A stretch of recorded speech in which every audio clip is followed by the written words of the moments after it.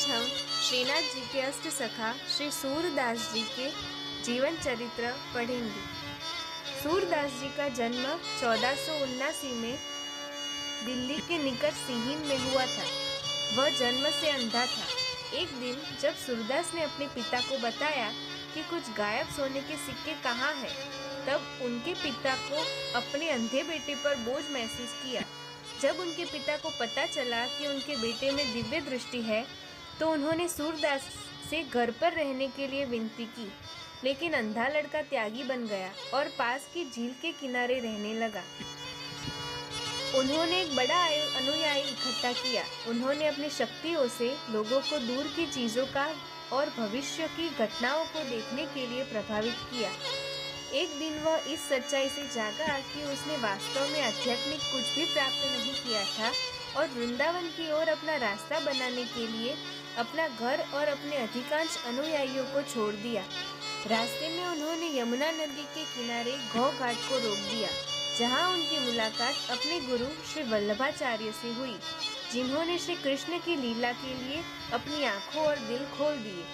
सूरदास दीक्षा के बाद उन्होंने तुरंत गाया, अब मुझे शुद्र भावनाओं का कोई स्वाद नहीं है, मेरी लालसा श्री कृष्ण के सागर में है। श्री वल्लभाचार्य ने सूरदास को श्रीनाथ जी के मंदिर गायकों में से एक के रूप में नियुक्त किया। उन्होंने श्री कृष्ण के बचपन और कामुक लीलाओं को गाया। उनके लेखन में सभी आध्यात्मिक विषयों को शामिल किया गया और सूरदास भक्ति काव्य का सागर बन गए। उन्होंने सब कुछ सांसारिक छोड़ दिया और अपने पिछले जीवन को प्रतिबिंबित करते हुए उन्होंने गाया, मैंने पर्याप्त गोपाल नृत्य किया है। जब सम्राट अकबर ने सूरदास की एक कविता सुनी तो वह कवि को खोजने के लिए मथुरा गए। जब उन्होंने अंधे कवि से उनकी महिमा गाने के लिए कहा तो सूरदास ने उनसे कहा, मेरे दिमाग में कोई खाली जगह नहीं है, कोई और कैसे कभी दिल में प्रवेश कर सकता है। सम्राट सूरदास से प्रभावित हुए और उनसे कहा कि वह जो चाहे मांग ले। कवि उसकी ओर मुड़ा और कहा, मैं पूछता हूँ कि आज के बाद से तुम मुझे फिर कभी नहीं बुलाओ। बाद में अकबर ने सूरदास की कविताओं को खोजने की कोशिश की और जब कोई लाया तो अकबर को शक हुआ कि यह एक जालसाजी है। फिर उन्होंने सूरदास की वास्तविक कविता के साथ इसे कुछ पानी में डाल दिया। नकली कविता डूब गई, जबकि सूरदास की कविता पानी पर तैर गई। सूरदास एक सच्चे संत थे। एक दिन श्री गुसाई जी के पुत्रों ने अंधे कवि को मंदिर में लाकर परीक्षण किया, जहां उन्होंने बाल कृष्ण को बिना कपड़ों के रखा था और फिर उनसे पूछा, सूरदास हमें बताओ कि कृष्ण ने आज क्या पहना है। सूरदास ने तुरंत गाया, आज बाल कृष्ण पूरी तरह से नग्न है। सूरदास के जीवन के वृत्तांतों में एक कहानी मिलती है कि कैसे एक बार उनका सहायक गोपाल उनके बगल में एक गिलास पानी रखकर भूल गया और फिर अपने खेतों की देखभाल करने चला गया। बाद में जब सूरदास खा रहे थे तो उनका दम घुट गया और जब उन्हें पानी का गिलास नहीं मिला तो उन्होंने अपने सहायक गोपाल को पुकारा। श्रीनाथ जी ने सूरदास की व्यथा को जानकर तुरंत गोवर्धन पहाड़ी पर अपना मंदिर छोड़ दिया और उनकी सहायता के लिए आए। वे सूरदास को अपने सोने के घड़े में ले आए, जो गुलाब की सुगंध वाले ठंडे पानी से भरा हुआ था।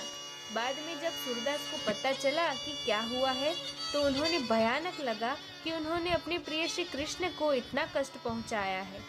फिर एक पंसारी था जो सूरदास के शहर में रहता था और श्रीनाथ जी के अलंकारों और महिमा के बारे में सभी को बताता था, लेकिन वास्तव में कभी मंदिर नहीं गया। उसने और अधिक व्यवसाय बनाने के लिए झूठ बोला। एक दिन सूरदास ने उनके असत्य पर उसका सामना किया और अंततः पथभ्रष्ट पंसारी को श्रीनाथ जी के सामने ले आए। उन्होंने उन्हें पद्य में शिक्षा दी, अपना काम छोड़ो और श्याम को याद करो, वहाँ के लिए सार पाया जाता है।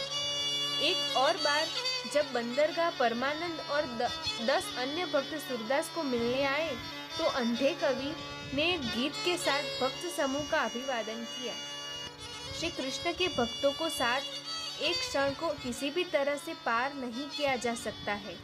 जब सूरदास ने 1 लाख कविताएं लिखी थी तो उन्होंने तय किया कि कुल 1,25,000 कविताएं लिखने के बाद वे इस दुनिया को छोड़ देंगे। उस रात श्री कृष्ण ने गुप्त रूप से 25,000 अतिरिक्त कविताएं लिखी और उन सभी को सूरदास की कविता पुस्तक में सूरश्याम गाते हुए दर्ज किया।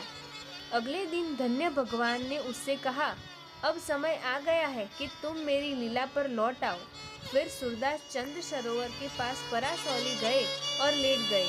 कुछ भक्त उनका स्वागत करने आए और उन्होंने उनके लिए अपने गुरु श्री वल्लभाचार्य के प्रति समर्पण के बारे में गाया। उनके पवित्र चरणों में मेरा विश्वास दृढ़ है। श्री वल्लभ के पैर के नाखूनों से प्रकाश में मेरा बिन संसार अंधकार में रहता है।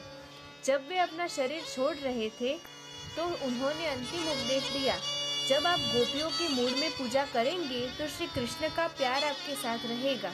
अंततः में उन्होंने श्री राधा के प्यारे अमृत के बारे में एक गीत गाया, भरी आंखें, और फिर अपना शरीर छोड़ दिया। सूरदास के 4 नाम थे। महाप्रभु वल्लभाचार्य ने उन्हें सूर कहा क्योंकि वह भक्ति में योद्धा थे। उन्होंने हर चीज का डटकर सामना किया और उनकी भक्ति प्रतिदिन बढ़ती गई। श्री गुसाई जी ने उन्हें सूरदास कहा क्योंकि उनमें बड़ी विनम्रता थी। सूरज का अर्थ है सूर्य और उन्होंने अपने भक्ति प्रकाश से राधा और श्री कृष्ण के दिव्य रूपों को प्रकाशित किया। श्री कृष्ण ने तो 25,000 कविताएं लिखी। वे सभी सूरश्याम के हस्ताक्षर वाली थी। सूरश्याम का जीवन में हमें सिखाता है कि विनम्रता में समान कुछ भी नहीं है। सभी ने सूरदास की पूजा की और उन्होंने सभी के भक्ति प्रश्नों का उत्तर दिया। 1 अरब भक्तों में से सूरदास के बराबर एक भी खोजना मुश्किल होगा। जय श्री कृष्ण। अगर आपको सूरदास जी का जीवन चरित्र पसंद आया तो आप लाइक, शेयर एंड सब्सक्राइब कीजिए।